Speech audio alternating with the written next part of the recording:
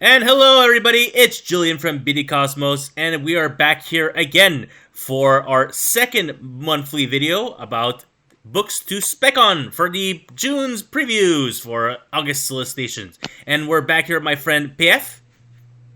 Hey everybody. And how are you doing today, sir? Very good. Started a summer vacation yesterday, so I am quite happy. Must be nice. Uh, Vacation. I also can't wait to get those. So we're back again for our top 10 books to spec on, but we're gonna cut it down to five. So we're gonna do a total of five books between the both of us instead of doing five each. Just so there's less books you guys absolutely need to subscribe to. And the good thing about these five books, these five picks, they're all first numbers in the series, so you can either just special order them if you want the specific book in the Managed Comics tool, special orders, play special order, or you could subscribe to the book itself if the series looks compelling enough to subscribe to it. So we're doing five books total, and PF, what is your first pick for the June solicitation? First pick is a book that you've talked about on your subscribe video. Mm-hmm. I'm gonna go with Darkhawk. Oh, okay, yes. Darkhawk. So yeah, I'll let you bring that up. Yep. So obviously Darkhawk, MCU implications, Disney Plus series coming sooner rather than later. It's a first issue in a series. It's a first appearance by a new character. Connor Young. Exactly. Connor Young is going to take over the amulet. So yeah, I mean, to the dismay of a lot of longtime Darkhawk fans, they're going in a new direction. So first book in a series, first appearance, MCU tie-ins, Disney Plus series. It has all the trimmings to make a very good book to spec on the stash for a couple of years. Yeah, this is the Miles Morales of the Darkhawks. This is the new characters that they're going with. If Darkhawk finally explodes, because sadly, I mean, he never really exploded in the 90s or the 2000s. Like, he was used in Dead Amnet and Andy Lanning's run for Guardians of the Galaxy and that whole Annihilation run. So he's definitely a B tier character, but Disney has proven time and time again they can make stars out of B-tier characters. So Connor Young might just be the future of the space franchise if we alongside Guardians of the Galaxy once those guys get retired. So excellent choice for Darkhawk. This is the main cover here. This is probably the money cover. In the previews catalog, you will find that there are other covers available. This is the Ron Lim cover. It looks like trash. And then there's a Linnell Yu cover here. Linnell Yu is pretty good artist. He's done a lot. I've been reading comic books in which he is art in very regularly for like a decade or more now, even 15, 20 years now. So it's a very prominent artist. The possibility his cover will be pretty sweet, but the main cover, they've got a little spotlight here on this icon, so you can't go wrong. The book to get would be the main cover for Darkhawk. Okay. And then my first book that I feel is interesting to spec on is Echolands. Now, the reason for that, they're calling it a major comic event for Image. I'm not exactly sure why.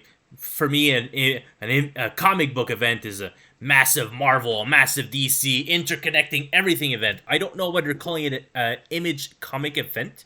My reasoning for this might be a potential pick is mostly, I as a retailer looked at the previews catalog for this and was not enamored at all, and I was dismissing it outright.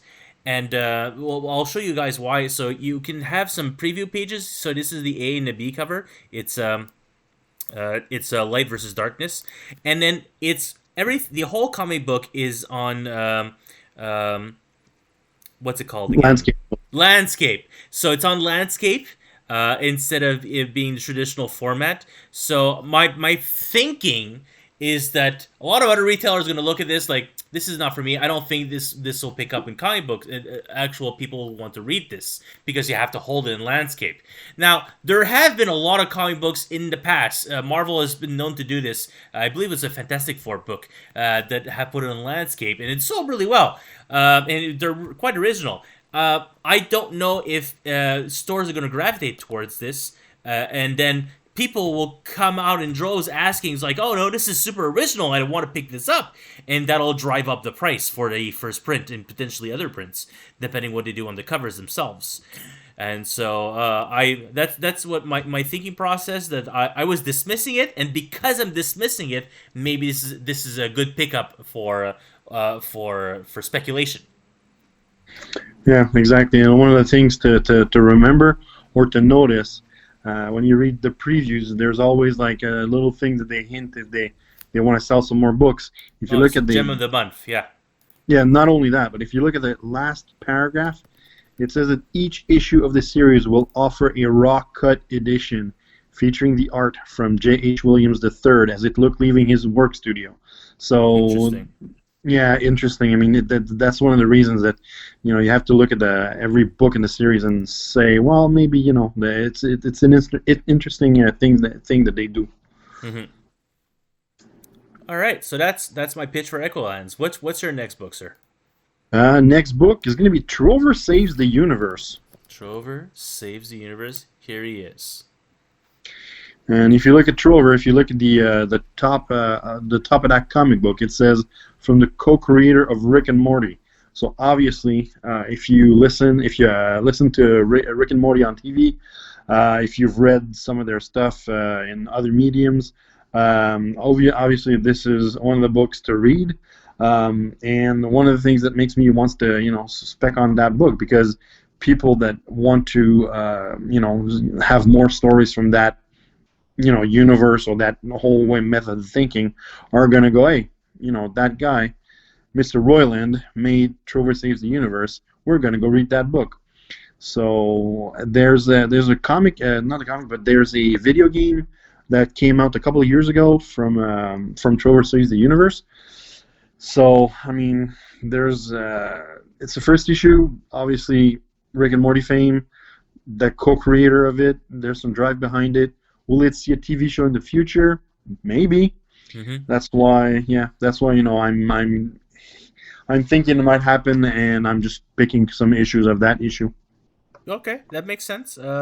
I've certainly seen some cross-media people who are coming into the store asking, oh, do you have this book that ties in with this media series? A good example is the new God of War series from Dark Horse.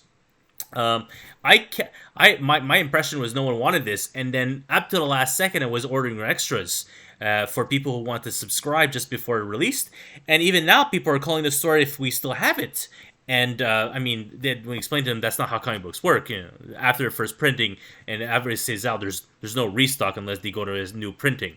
And we told them, hey, come get the trade when it comes out next month or 2 months and whatnot. So yeah, there's definitely potential there for people like, yeah, I'm looking for this, and then they're fans of Trover Saves the Universe video game, and they want a comic book. They've done it with video games to board games. There's absolutely no reason why video games to comic books couldn't work as well. So that's awesome. My second pick. This is another series which I was pretty down on when I did my first pass, and then I read it a second time and I noticed something that I forgot the first time. So Sony Campisi, he's a mob henchman. He's a mob enforcer. So he's going around town making sure everyone pays their dues and whatnot. And on one day, he's going around and there's a dragon in the city, and he's being told you gotta take care of him. So the reason why I spec'd on this is it's by the same guy who did Kaiju Score. And so that's James Patrick. Kaiju Score was one of my early specs for the store. I looked over it and it looked really awesome. Kaiju Score was, I'm thinking the heist movies. It's not. Oh no.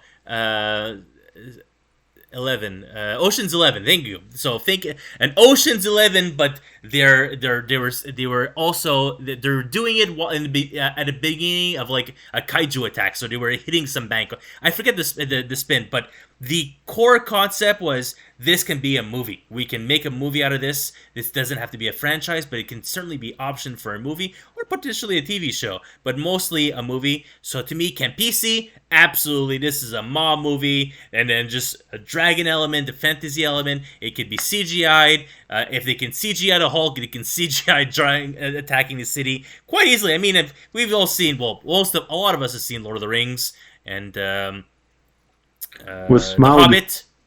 Yeah, Smog, exactly. I mean, I'm not expecting a $200 million budget here, but this is doable, and the concept is weird enough that I can definitely see this become a movie.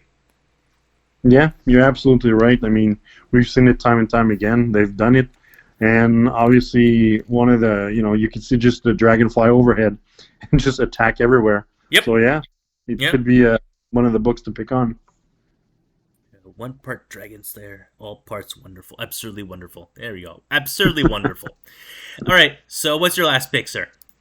Last pick is going to be Killer Queens. Killer Queens, pulling this up. Here we go.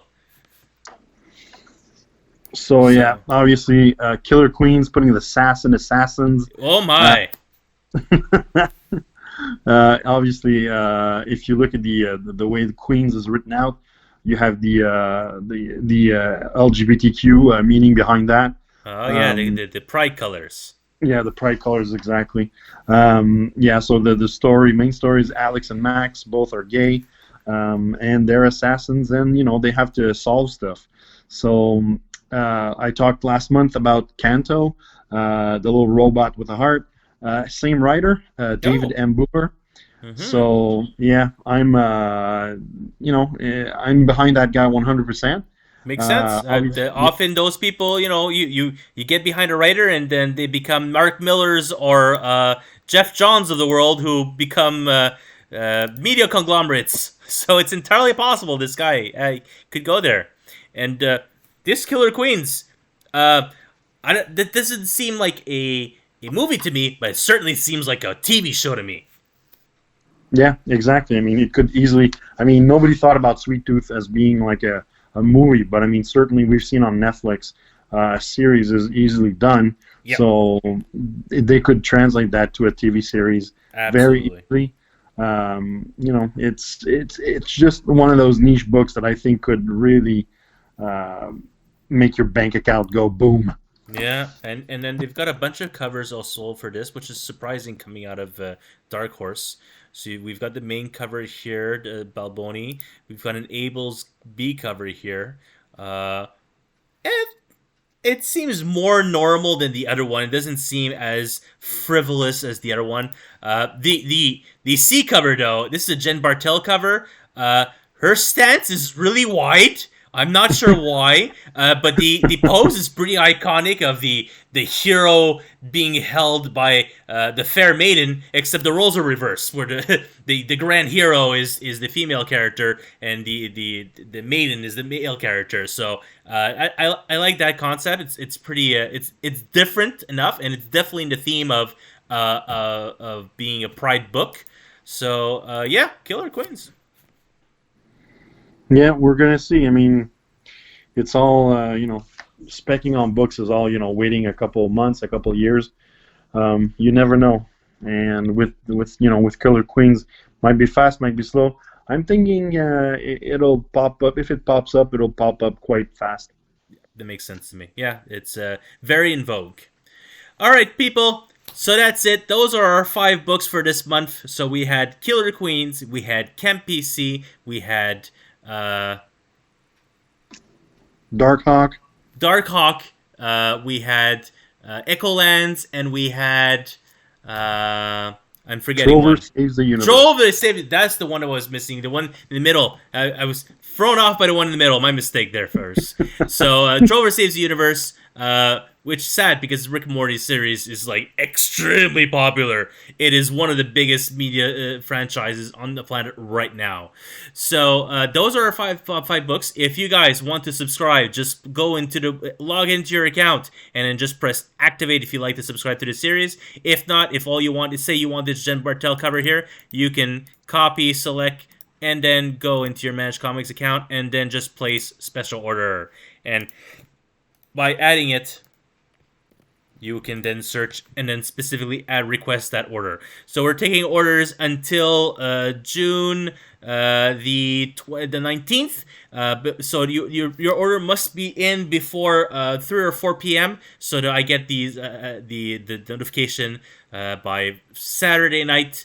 I usually get these summaries around 6 or 7 p.m. So those are the last orders we'll be taking for the month for anything that's not DC or Marvel. So thank you, PF, for joining me. I really appreciate it once again. No problem at all. And everybody else, thank you so much for watching this video, and we'll see you again next month.